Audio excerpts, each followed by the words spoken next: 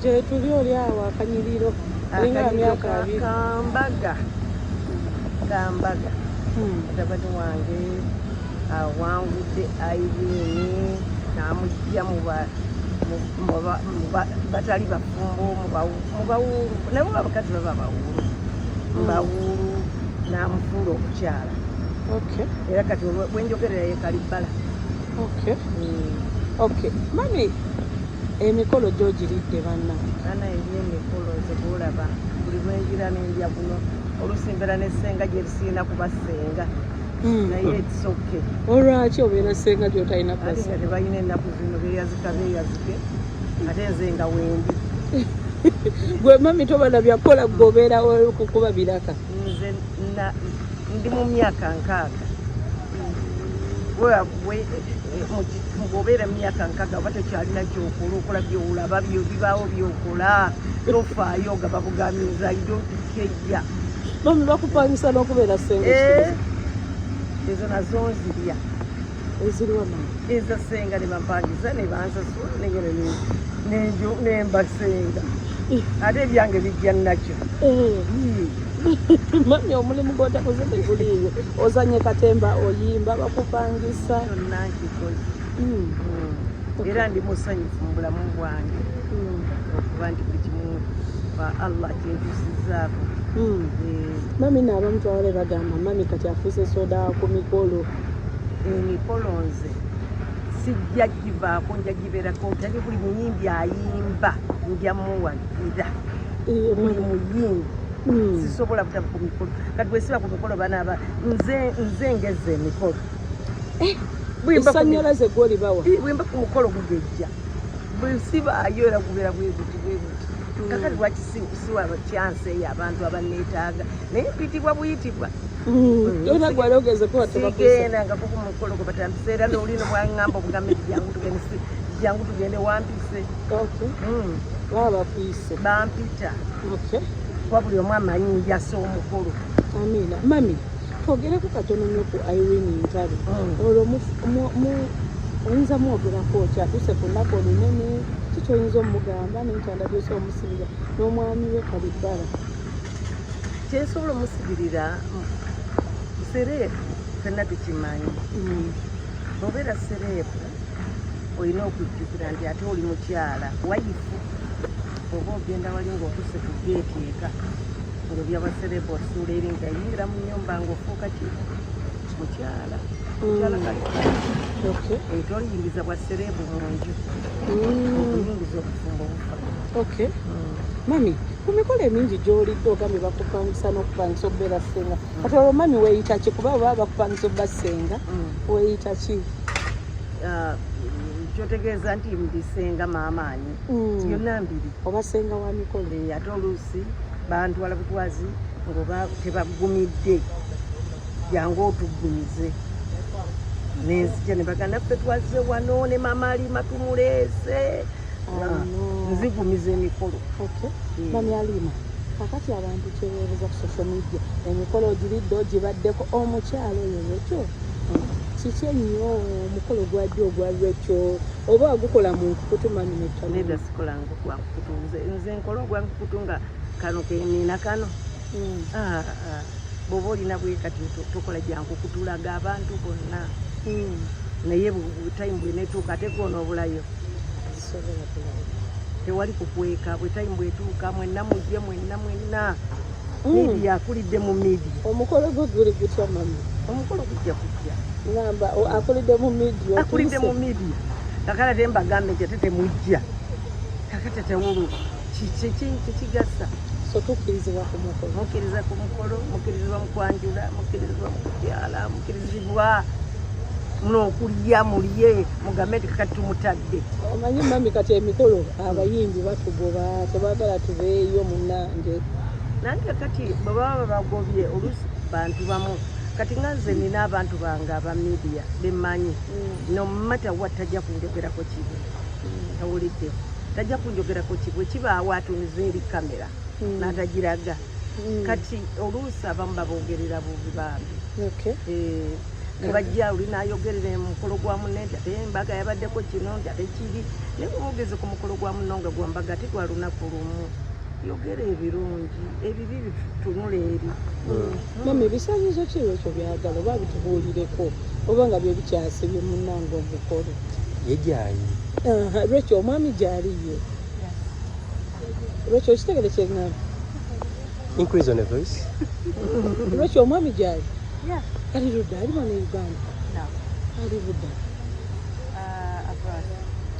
mumaze ebbanga ki nga mudeetinga bannange mami One day soon. mumaze ebbanga ki nga mudeetinga for how long have you guys been dating?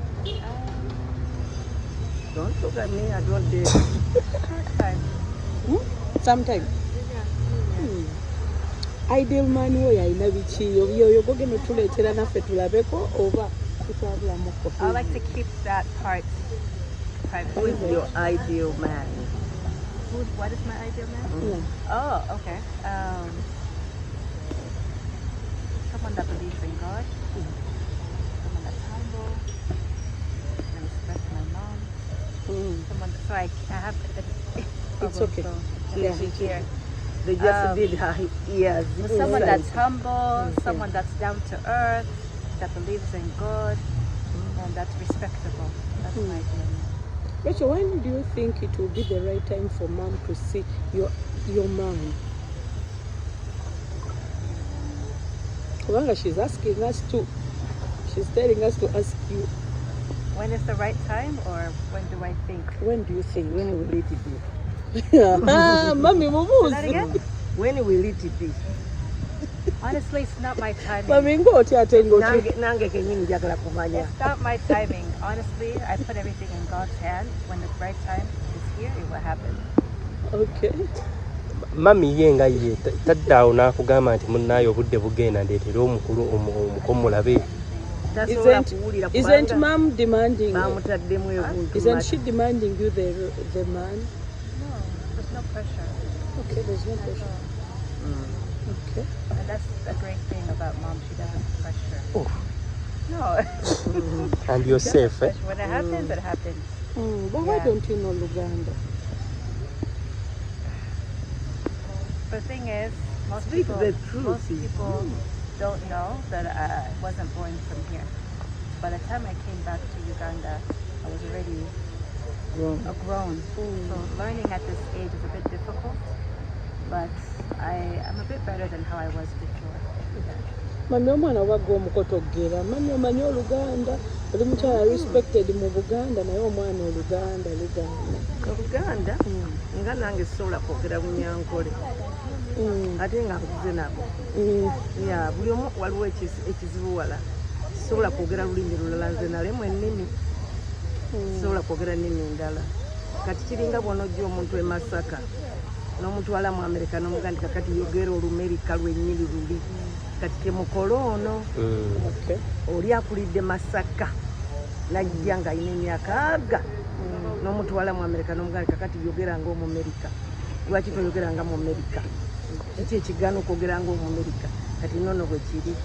naye ebbanga liri akamala wano kitali myaka gumu bitali ebiri 5 don't you think nti naawe kennyini nga maama oyinza oba omukotogeddemuko inini the other abalala boogera bennina Mami omulenzi kati oleka alumanyi. bwemba bonna basatu abalenzi bonna boogera Oluganda bulungi naye kati ate ono gwe nakotogera naye tayimu ye yalabika nti ye takifuddeeko baba takifuddeeko tetubaka abantu bonna basomye nammwe kennyini abali wano mwogera Oluzungu oba tumutwaleko mu ssomero ly'Oluganda Mu kisaakaate. saakaate yagamba bannange maama Nabagereka ensonga zino azeekwatiremu Kubanga nanyini kisaakaate kuba biganye. ye yennyini azeekwatiremu naye bwamusisinkana era badda mu Luzungu kakati awo tugamba nze mbadde nteesa ow'eddembe omuntu eddembe lye n'omuleka n'abantu mami mbadde nteesa mukube bukubi kibooko osanga bw'anaayita akube kibooko mami wama akasemba munzi mami emikolo ku mikolo gy'olidde mami babebizibo emikolo tobabanja kaba omanyize manyi oli omulenzi hamu hamu gwe mmanyi ne Rachel yawasa yazaala abaana basatu ne Rashid emikolo mami gyali mu US ne Rashid naye yawasa amuddako abaana basatu Christopher naye yawasa abaana basatu kakati kiki ennyo ono yekka bwe nenda naye agire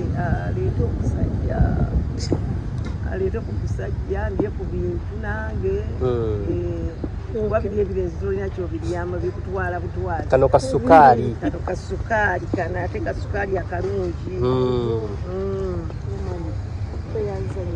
akataliimu dilution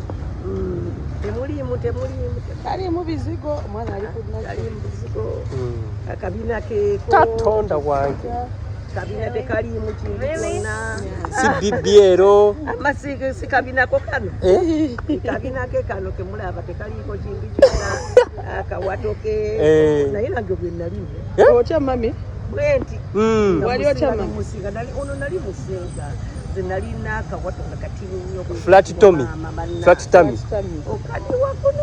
okadi wakuno naye nga musinga nga mami walina figa ki nze always nali kantu katono kutono nga simanyi nakumanya ndi bigage yazo naye nga figa ki gyolina figa yagiyita figa ki figa 19 figa bwe mbangiyita waliwo 8 anti 8 oba munene 8 kyuki mami omwana mubanja omusajja akitegeera ebyaddala kati kamaliriza ebintu bye byaliko ate kati engeri gye yadde ewa mukama amala kwenoonya yadde ewa ewaki kozi mumubiyita butya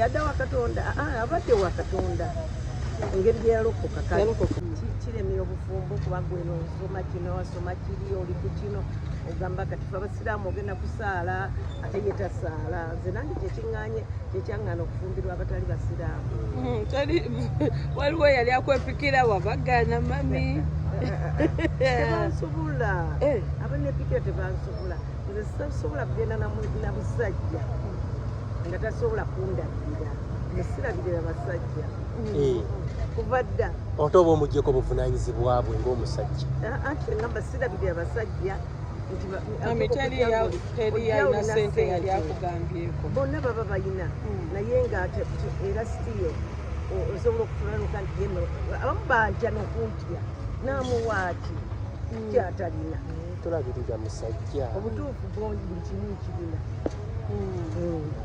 naye mami emikolo munnange ga mazima mami totageyo emikolo gyo mami byonna awaadi ozireese shozi ozikubye tukubye naye nga kyeŋŋenda babuulirira abayimbi n'abaana bange kitya oba kuwasa oyongera kitiibwa toyongera kufiirwa nti ofiiriddwa audiensi oyongerwa kitiibwa n'abantu okwagala n'olwekyo mwenna mwenna oba mulenzi oba muwala muwase oba mufumbirwe kikole kati Irene temulaba tumututte ffe ate nga tuli basanyufu kamala tuli basanyufu nnyo obaka ki bw'olina eri abafumbiriganyiddwa leero ngamba buuliridde byonna byaggwa dda ate kati mbireete mu lwatu nti bannange kyesobola okubagamba kiri kimu nti mutabani wange kyayingiddemu akitegedde nti ayingidde wa sereebu yajja kuba muntu w'abantu buli amulaba ajja mugwa mu kifuba oba ajja mugamba bwati kati alina bigumira ebyo kubanga era bamaze emyaka nga abiraba genda mu maaso ebyo tolina ngaebyo kyusa sereebu ate omufuula omukyala ennyo waawaka atudde okutuusa n'olwekyo kyekyokka nze kiri ku saidi eno ate n'omuwala naye alina okumanya nti eno tayimu yahane wange eno tayimu yakuyimba eno tayimu yakufumba kuba ayina okufumba abenga tamanyi abenga amanyi alina okuyiga okufumba asobola okuuma omwanya yentanda yokka gyensobola okubasibiramu yange.